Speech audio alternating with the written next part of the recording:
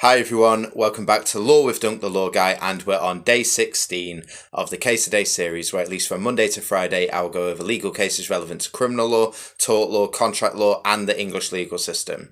For day 16 I'm going to continue to explore situations involving the Victim's Own Act, and when this can amount to an intervening act. We'll be looking at a reverse situation to what we saw with the day 15 case of R.V. Roberts 1971. If you need to, make sure you go back to the day 15 recording to watch the introduction to intervening acts. Just to stress what has been stated in previous recordings, when the defendant's act or omission is deemed the legal cause of the victim's death or injury, there is then a connection in law, i.e. the chain of causation. And as stated in the day 15 recording, this chain can be severed or broken. There can be situations where after the defendant's conduct, something happens that is deemed sufficiently separate from whatever the defendant did and can therefore break the chain of causation.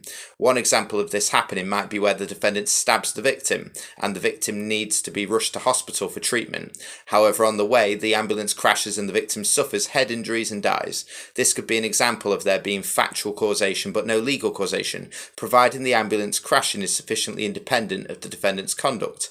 However, I don't really like that example because it's foreseeable that an ambulance may have to rush to get to a hospital quickly, and so a crash may ensue.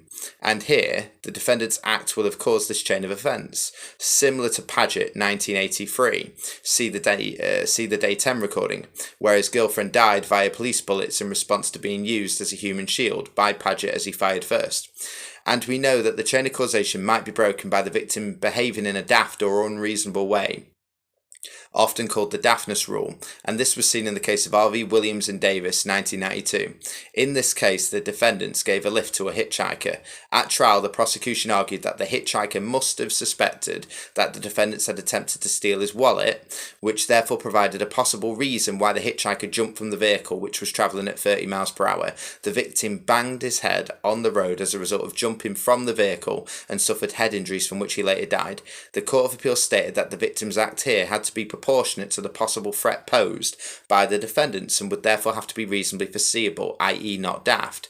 Here the victim's own voluntary act served as what is called a novus actus interveniens, which is Latin for an intervening act. I hope I pronounced that correctly, and subsequently led to a break in the chain of causation.